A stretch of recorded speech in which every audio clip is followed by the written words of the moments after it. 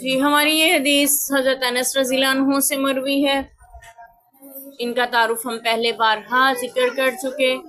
فرماتے ہیں ایک دن ہم نبی پاک صلی اللہ علیہ وسلم کے ہمراہ مسجد میں بیٹھے ہوئے تھے. ایک شخص اونٹ پر سوار آیا. اس نے اپنے اونٹ کو مسجد میں لا کر بٹھا دیا اور اس کے پاؤں باندھ دیے. اونٹ کو باندھنے کا طریقہ ہے بیٹھ جاتا ہے اونٹ, اس کا گھٹنا باندھ دیا جاتا ہے تو پھر وہ اٹھ کے چلتا نہیں ہے, وہ بندہ ہوا سمجھتا ہے خود کو اور وہیں بیٹھا رہتا ہے. تو مسجد میں لا کے بٹھا دیا, اس کا مطلب یہ ہے کہ مسجد کے صحن میں, یعنی کافی کھلا صحن ہوتا تھا, اس میں اونٹ بھی لا کر بٹھائے جاتے ہیں. جیسے مسجد کا ہر حصہ نماز کے قابل نہیں ہوتا, ہر حصے میں نماز ادا نہیں ہوتی. کچھ جوتیوں والا جگہ ہوتی ہے, کچھ واش روم, بیت الخلاء, طہارت والا, وضو خانے والے, تو یہ ساری جگہ نماز کی ہوتی. مسجد میں ہی شمار ہے لیکن وہاں نماز نہیں پڑھی جاتی.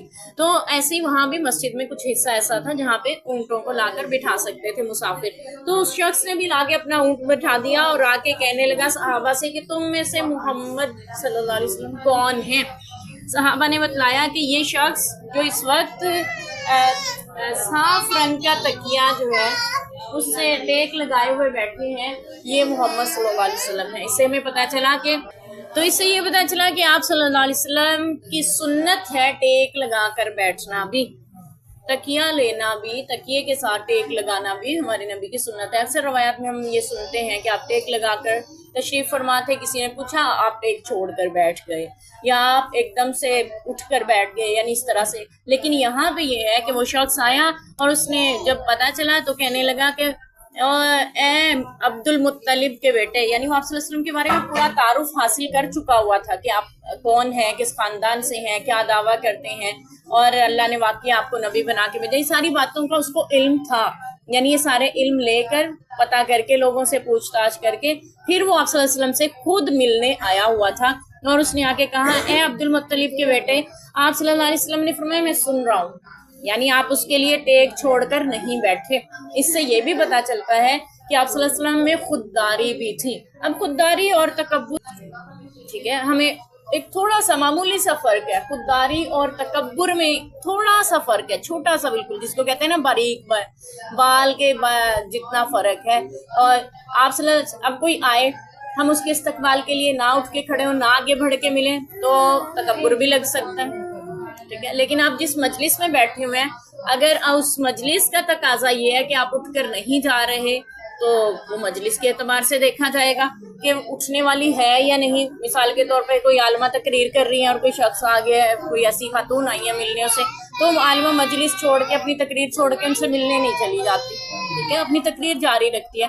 تو اس وقت چونکہ آپ صلی اللہ علیہ وسلم صحابہ کی مجلس میں تھے, اس لیے آپ نے ضروری نہیں سمجھا کہ ٹیک چھوڑ کر اس کے لیے آگے ہوتے یا اس کا استقبال کرتے, بات کرتے. تو آپ نے وہیں سے اس کی باتوں کا جواب دیا, فرمایا سن رہا ہوں, کہو کیا کہتے ہو. تو اس نے پھر کہا کہ میں آپ سے کچھ پوچھنے والا ہوں اور پوچھنے میں سختی کروں گا. اس سے پتا چلا پہلے ہی لہجہ سخت تھا اس کا, اس لیے آپ صلی اللہ علیہ وسلم نے بھی اس کے سامنے عاجزی انکساری یا جھکاؤ کا اظہار نہیں کیا کہ کہیں اسے یہ نہ لگے کہ آپ اس سے دب گئے ہیں, ڈر گئے ہیں. تو آپ صلی اللہ علیہ وسلم نے بھی اس کے سامنے, یعنی پہلے ہی سے ہی اس کا لہجہ جو تھا وہ سخت تھا, تو آپ نے اس کے سامنے کمزور پن اپنا ظاہر نہیں فرمایا کہ وہ آپ صلی اللہ علیہ وسلم کی عاجزی کو کمزوری نہ سمجھ لے. تو اس سے ہمیں بہت سے آداب پتہ چلتے ہیں کہ ہمیں کس جگہ پہ عاجزی کا اظہار کرنا ہے, کہاں پہ نہیں کرنا ہے. تو اس نے پھر کہا کہ میں آپ سے پوچھنے میں سختی کروں گا, آپ جو ہے اپنے دل میں خوش نہ ہونا. اکثر ہوتا ہے نا, میں آپ سے کچھ کہنا چاہتی ہوں, برا نہ ماننا.